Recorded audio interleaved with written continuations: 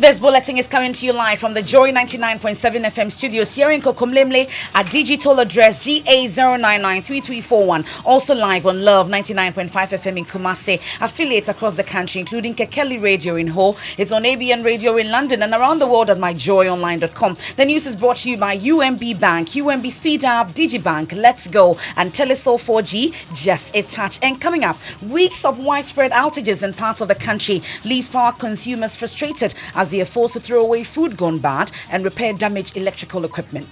The system is so hot, our kids can't even sleep. And just last night, we had this low voltage issue, and as I'm speaking this morning, it was there before I left home. Sometimes you'll be sleeping and all of a sudden you realize that you are feeling very hot. By the time you get up, the power is off.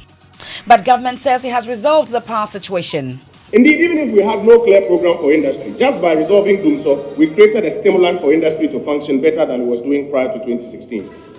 We'll bring you more details on what may be causing the latest outages. Minority opts out of participating in debate on State of the Nation address. Our principle is that we are not participating in this. So we will not be speaking to it. Mr. Speaker, as I said, if they opt not to participate, we can go on. Yeah.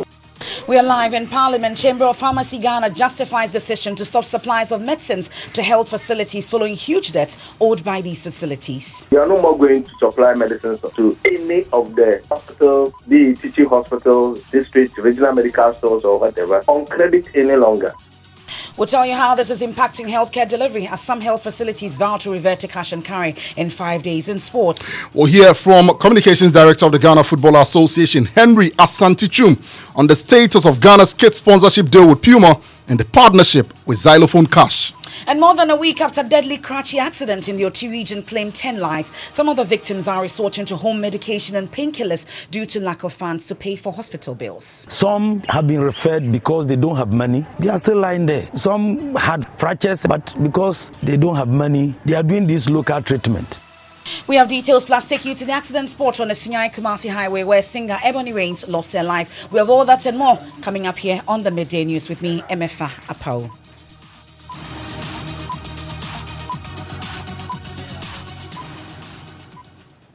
And power consumers from across the country say they are frustrated with what they describe as the incessant power outages over the past 6 weeks. According to them, this has left their electrical equipment like refrigerators damaged, with food going bad. Ghana's power situation remains a topical subject that often affects businesses. Consumers admit power has been stable in the past few years, but the last 6 weeks has much left to be desired. Listen to some of them who called into the Super Morning Show from Ashongmang, Abokobi, Mampong, Takrady, and other areas. The system is so hot, our kids can't even sleep. They are crying all night. It's getting serious. And first, I was surprised to hear for some it's just been 6 weeks because it's been about 6 months. Yeah, the voltage problem. Our fridges just don't work in the night anymore. And after a while, they stop working altogether. And I can imagine there are foodstuffs in there which could go bad. You just kind of gather your stews and stuff after every few days and throw them away. Power just goes off and unaware. And actually, there's a particular phase. And what happens is that phase could go off. Everyone else has light. And unfortunately, my house is on that phase. So then we don't have light. And if we do not call them, it's like they don't know. So we have to call them and then notify them that a particular piece has gone off before they come and fix it. And this is something we've been going through for months now. And I don't know whether the transformer has to be replaced or something, but it doesn't seem like they are doing anything about it. And just last night, we had this low voltage issue. And as I'm speaking this morning, it was there before I left home. Very serious. It's very serious. The power outages are very serious. Sometimes you'll be sleeping and all of a sudden you realize that you are feeling very hot. By the time you get up, the power is off.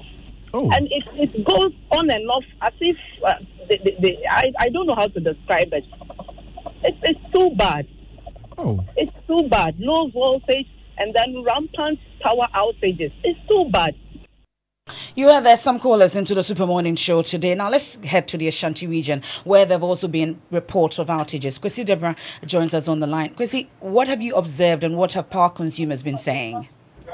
Emefa, I've been going through to Aija, Sokorama, or Maxima. I'm talking about these areas around Care University where they are heavily affected. And some of them told me because of the situation and also combined with the Hamatan, they're having a hard time sleeping.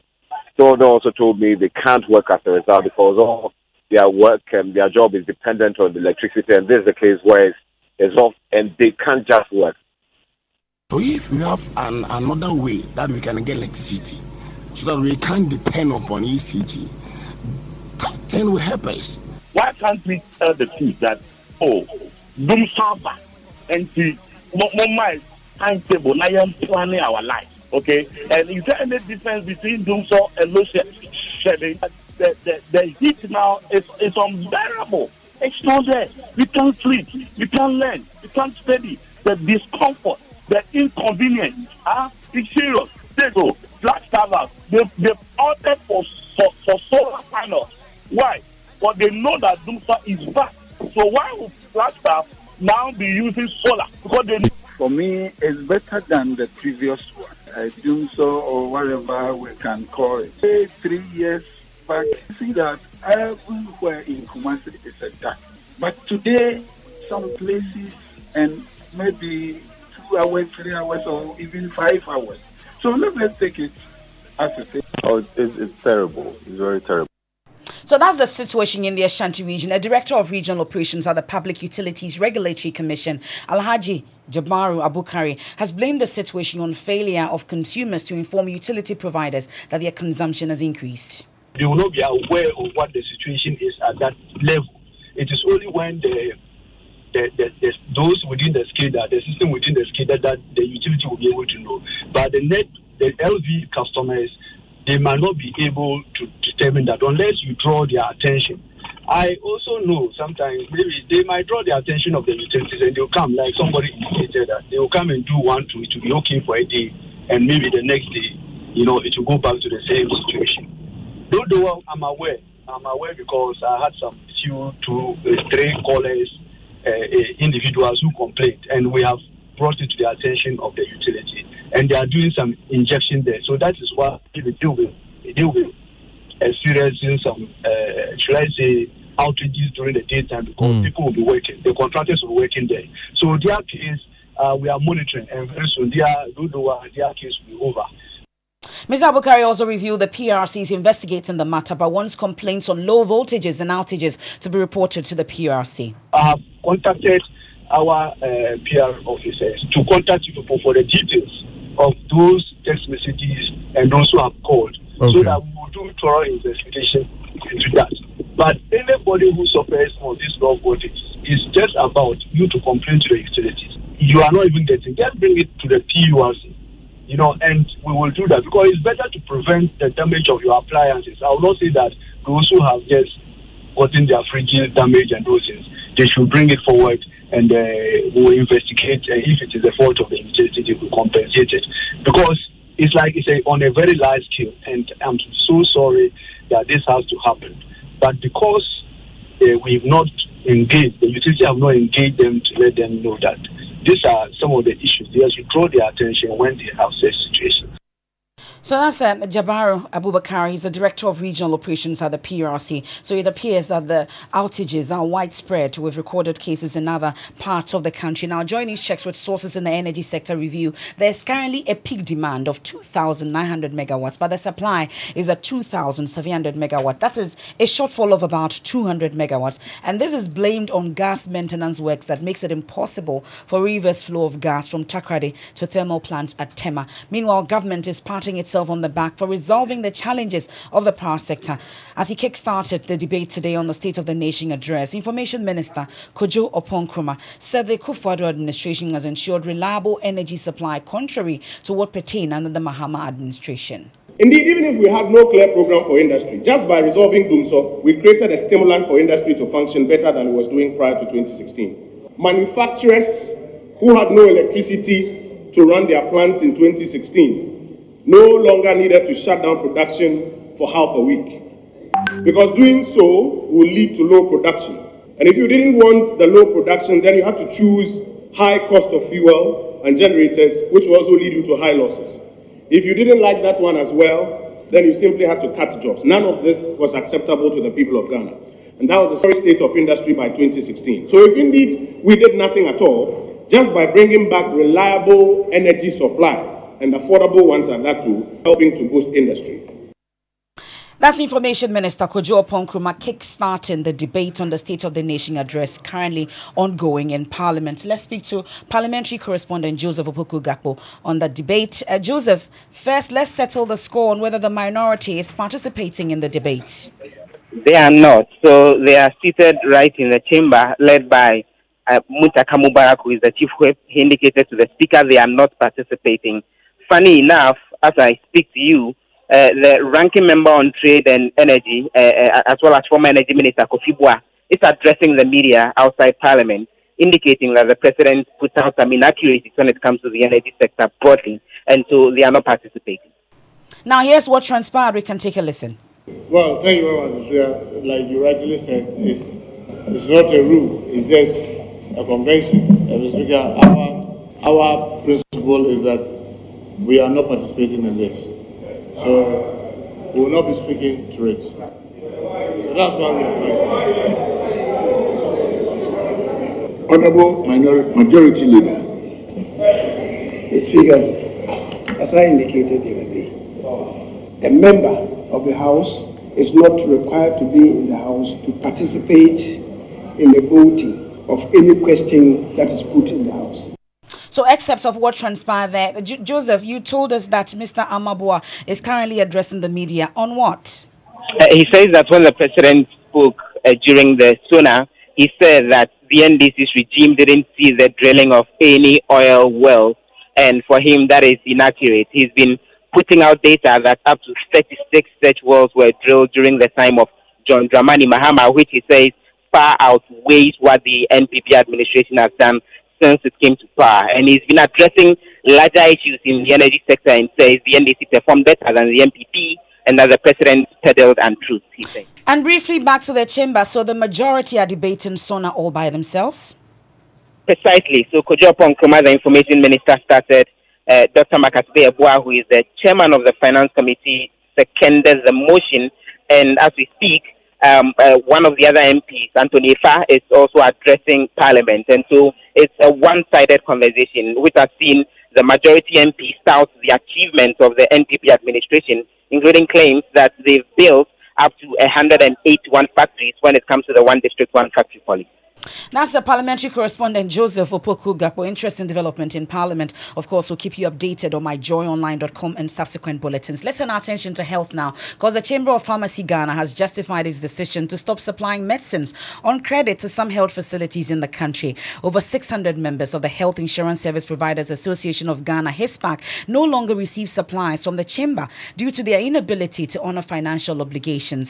Health facilities also owned and operated by faith-based organizations are also not receiving medical supplies. The NHIS owes them in excess of 87 million Ghana cedis, making it difficult for them to run. CEO of Chamber of Pharmacy Ghana, Anthony Ameka, says they've run out of options and will no longer supply medicines to health facilities on credit. Supply medicines to that, the service provider. Some are owing as far as 2017, 2018, and 2019. So when you ask them, their feedback is that the NHI is owing them. So what the National Executive Council decided, they are no more going to supply medicines to any of the hospitals, the teaching hospitals, district, regional medical stores or whatever, on credit any longer. What we will be able to afford is to supply to them on cash, or they will provide payment guarantee. In that case, we will be able to supply them the medicine. In the absence of this, we will not be able to supply the medicines. Now, delays by the NHI to release funds to these health facilities is taking a toll on healthcare delivery, as facilities under HISPAC are counting down to return to cash and carry in 5 days. The Doma Presbyterian Hospital was disconnected by ECG because they cannot pay their bills. The Amea Hospital in Bogatanga, Upper East Region, is struggling to operate. Francis Xavier is claims manager for the facility. That is just our main source of funding. Just like I mentioned earlier, 98% of our clients are NHI card holders, and so the 2% are just cash and carry. And so all these monies that are locked up are basically from NHI. if NHI are able to pay, then all these things, we wouldn't have problems. You still need to pay workers, buy electricity, pay GRA, SNIT, and even water company. So all these things, we are not able to do them because there is no money. We are being taken to court by SNIT. We have been taken to court by GRA. A lot of sanctions have been put on us. It's very difficult to manage. As a matter of fact, if you say manage. Now, the CEO of the National Health Insurance Authority, Dr. Lydia Jan-Selby, spoke on the Super Morning Show last month. Here are the reasons she offered. The issue we have around payments is, one, the differentials in submitting your claims, therefore differentials in vetting. We cannot wait for everybody's January to be ready before we move to February or March. So we have some discrepancies in payments. Some people have been paid May. So there but are officially, some, by the law, the 90 days ends in when? October. So by now you should have paid up to October. No, it depends on when you submit. Yeah, which I was going to ask how right many now, have you paid? Very few people have submitted their November. Okay. So it takes 9 months for everybody to submit their claims. But how many have you paid up to the 90 days? No, nobody. Nobody has been paid up, this 90 days. We have paid quite a lot of Aprils and Mays. At this time, it's not possible. Why not? Because we don't have the cash flow that will allow us to pay within 90 days. That's the CEO of the National Health Insurance Authority, Dr. Lydia Jan-Selby, spoke on the Super Morning Show last month. We were scheduled to speak to the head of corporate affairs at the National Health Insurance Authority, Stella Iduamankwa, but we were unable to speak to her. As and when we do, we'll bring her reactions to you. Now, more than a week after a deadly Karachi accident claimed 10 lives, Joy News visited Jaisayo and Sablakofa in the Oti region, where some surviving victims of the crash are resorting to the use of local medications, painkillers, and antibiotics to treat varying degrees of injuries at home. At least 10 others have been transferred to the 37 Military Hospital, Tamale Teaching Hospital, and the Volta Regional Hospital for tertiary care. Some of the content in correspondent Peter Seno's report may be distressing to sensitive listeners. 106 people, according to the Karachi Youth President, were involved in the accident that claimed 10 lives. The 11th, who died after being referred to the Tamale Teaching Hospital. Children as little as 3 to 8 years were involved in the accident. This is Sablakofa, a fishing community with about 300 residents. Over 15 people are managing varying degrees of injuries here. Those referred say they cannot afford, so they are relying on local treatment. One woman from here lost both hands and is currently receiving treatment at the regional hospital in Ho. One appeal on their lips is the help to receive some medication to avert any crisis in the coming days. You have seen for yourself. We really need help. Let us now move to Jaisayo. This is a typical peasant farming community. 9 people died from here. Even their Mankrado was involved in the accident. This JHS2 pupil has suffered open fracture and has been referred to the Tamale Teaching Hospital, but he is surviving on antibiotics and painkillers. Flies can be seen hovering around the sore with the possibility of infecting the wound. Assistance is all they are requesting. Hastings Anani is the Karachi Youth President. He has been soliciting for funds for them. If you look at the degree of injuries they have sustained, it's beyond the assistance we are giving them. Some have been referred because they don't have money. They are still lying there. You look at some had fractures and they have been asked to go to the respective hospitals where they could have a proper attention. But because they don't have money, they are doing this local treatment.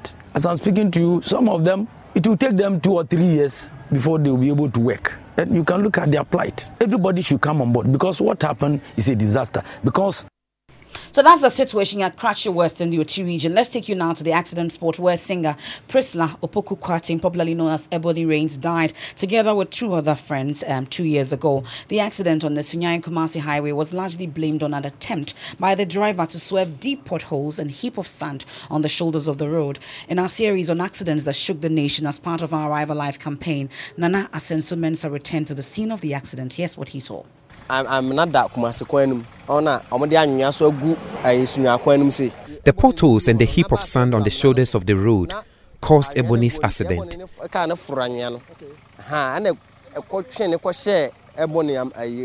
Ebony's driver swerved the heap of sand and veered into the opposite lane, but sadly ran into the VIP bus. When I got to the scene, Ebony's driver told me Ebony was in the mangled vehicle. So we called fire service. Ebony and her two friends died at the spot.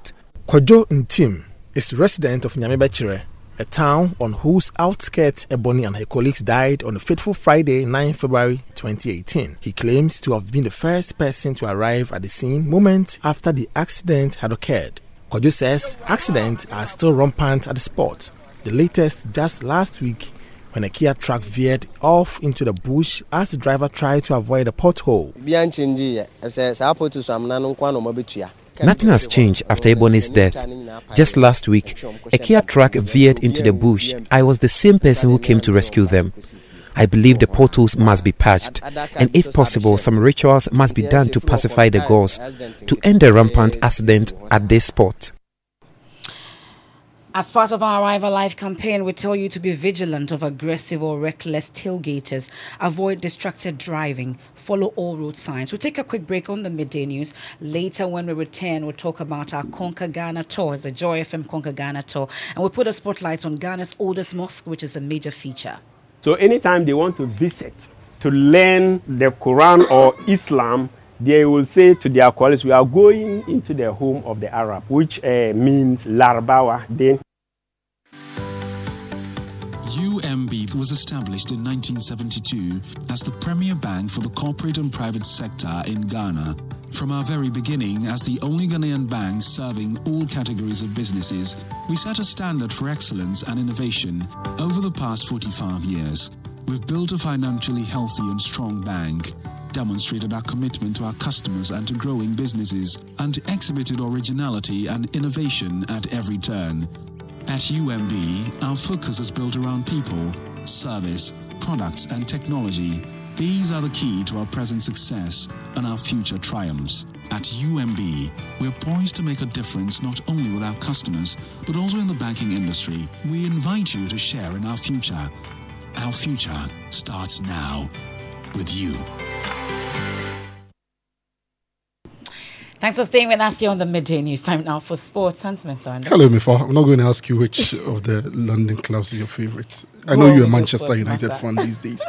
Now, Communications Director of the Ghana Football Association, Henry Asantichum, has revealed that German kit manufacturers Puma have expressed an interest in renewing their sponsorship deal with the Black Stars. The new FA scribe also touched on the xylophone cash deal signed just before the ousting of former FA President Kwesi Nyantakyi. I think the president was in Germany about a month ago, and he was at the headquarters of Puma.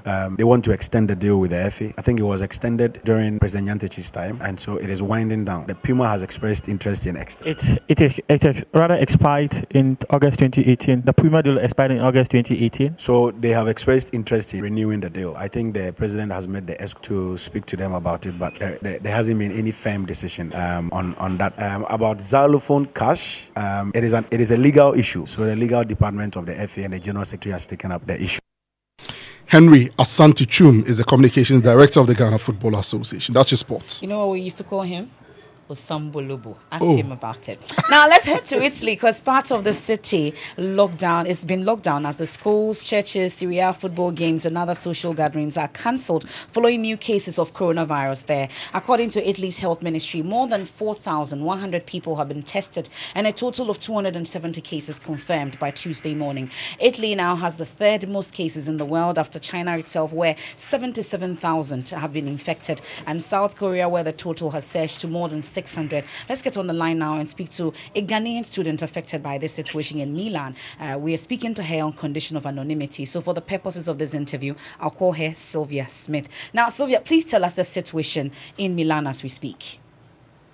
Hi, good afternoon. I'm a student here in Milan, and as at now, we are currently on quarantine. We are told that the quarantine is going to last for at least a week. In a week, they would assess the situation and then see if we need more days off or not. So far, school activities have been halted, so we don't have lectures. We do that online now. Certain workplaces have been shut down. Pubs, restaurants, masses for churches have been halted. And so far that's the situation on ground. And how are you coping with this latest directives? Well, so far we've just been home. They've told us to stay away from all public places as much as we can. So we've been home. We stocked up on food earlier on over the weekend, and we're just home trying to get as much work done as we possibly can. But are you in touch with the embassy, for instance? What have authorities been saying to Ghanaian students there? We haven't heard anything from them so far.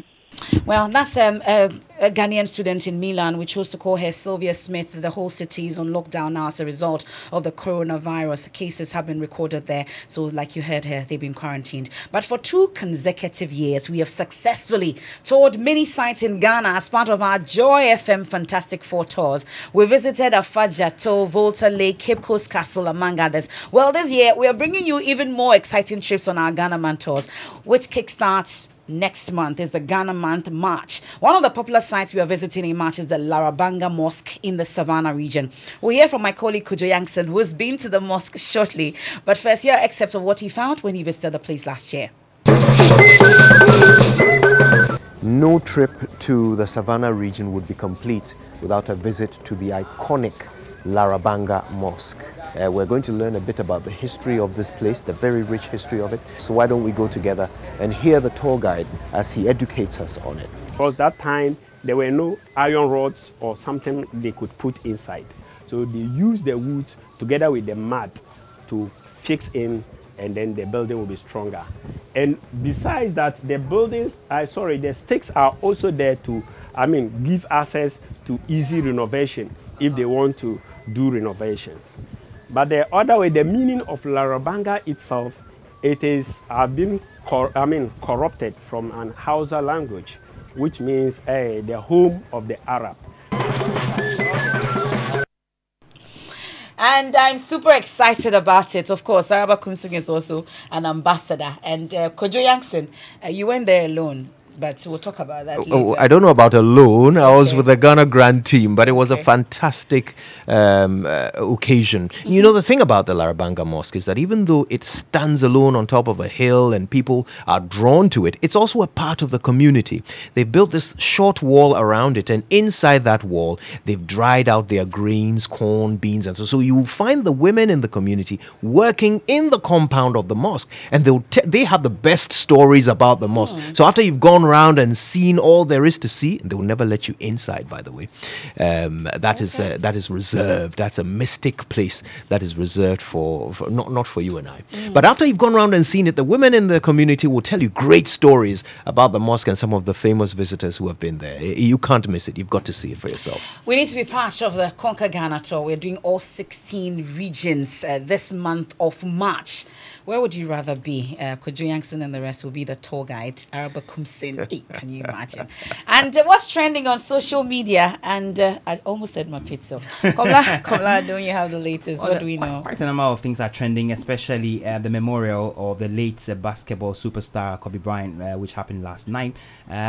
His wife, Vanessa Bryant, gave a moving tribute at the Staples Arena last night during that memorial. Kobe was known as a fierce competitor on the basketball court. The greatest of all time, a writer, an Oscar winner, and the Black Mamba. But to me, he was Kobe, my boo-boo, my baby, my papi chulo. I couldn't see him as a celebrity, nor just an incredible basketball player. He was my sweet husband, and the beautiful father of our children. He was my everything. Babe, you take care of our Gigi. And I got Nani, Didi, and Coco. We're still the best team. We love and miss you, Boo Boo and Gigi. May you both rest in peace and have fun in heaven until we meet again one day. Yeah, so that was Vanessa Bryan. A very moving tribute. Yeah. And she has since stated that she's going to sue the flight operator, on which her husband and Gianna died. Said the flight operators were careless because they didn't maintain the flights. That's the reason why they crashed. Okay, so that has been established. And it was quite a moving memorial yesterday for Kobe Bryant. May their souls rest in perfect peace. There's more news when you log on to myjoyonline.com. That's it for the midday news. I am Emefa Apawu. Thanks so much for your company.